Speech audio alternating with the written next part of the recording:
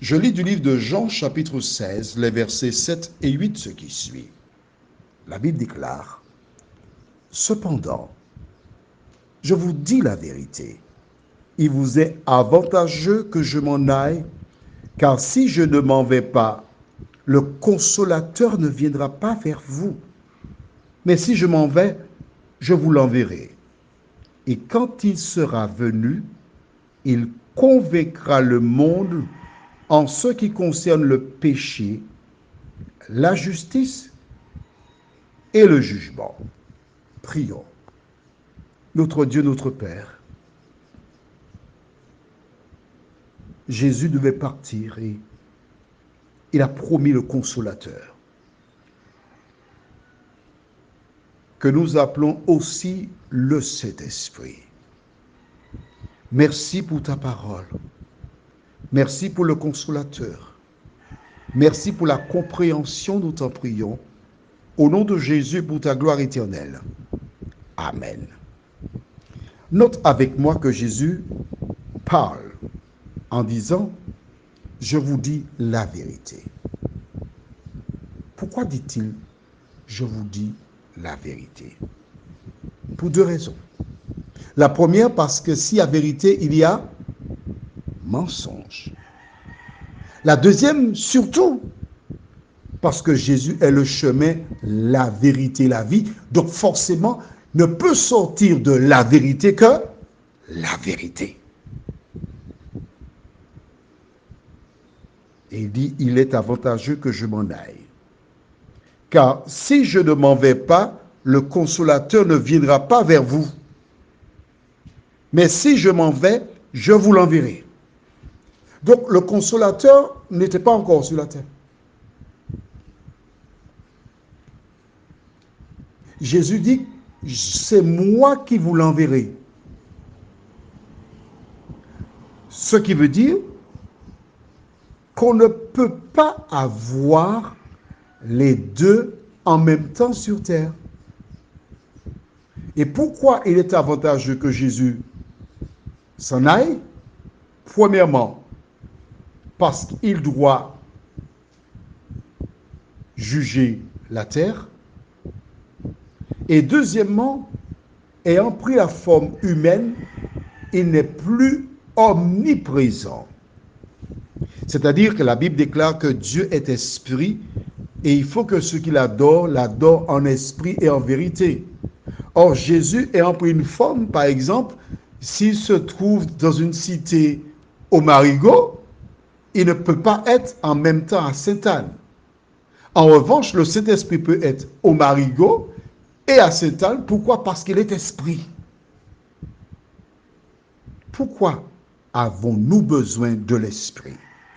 Au verset 8, Jésus déclare, « Et quand il sera venu, il convaincra le monde en ce qui concerne le péché. » Exemple. Je t'explique que Jésus est mort et par son sang tu as la vie éternelle. Il y a certaines personnes qui comprennent cela, qui acceptent Jésus pour sauveur personnel. Il y a d'autres qui disent, ah non, Jésus, mais non, c'est un homme comme tous les hommes, c'est un rabbin. Il n'est pas Dieu. Pourquoi une catégorie accepte l'enseignement de la Bible comme vérité, tandis que d'autres la rejettent? C'est parce que l'Esprit de Dieu n'est pas dans ces personnes, ou encore ces personnes ont rejeté la vérité. Alors à ce moment, elles ne peuvent pas être convaincues. Ne pense pas que c'est ton intelligence qui te permet de comprendre, de connaître. Jésus dit que c'est l'Esprit qui te convainc. L'Esprit qui, comme la sève passe dans l'arbre, et une fois passé dans l'arbre, emmène la vie dans les branches. Est-ce que l'Esprit est en toi?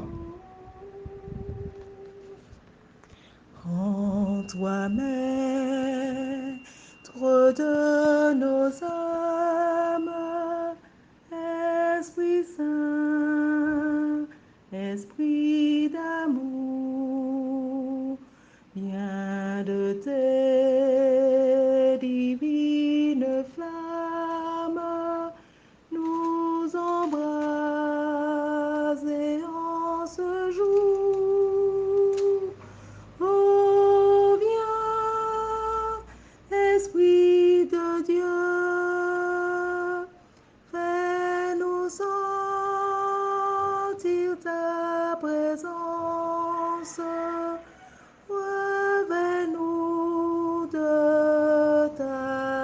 puissance et baptise-nous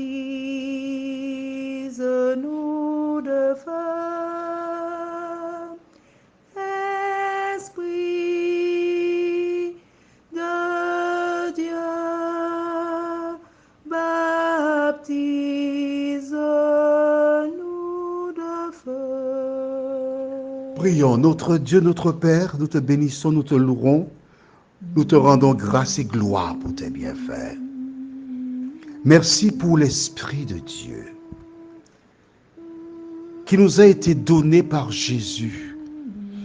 Et si nous l'appelons le Saint-Esprit, ô Seigneur, combien j'apprécie le nom que Jésus nous a donné. Il l'a appelé le Consolateur, celui qui console. Merci Seigneur. Merci pour l'Esprit qui nous console, mais qui nous convainc aussi de péché et de justice. Aide-nous chaque jour à marcher devant toi, afin qu'il demeure en nous, nous t'en prions, au nom de Jésus et pour ta gloire éternelle. Amen. Nous te souhaitons une bonne journée sous le regard de Dieu.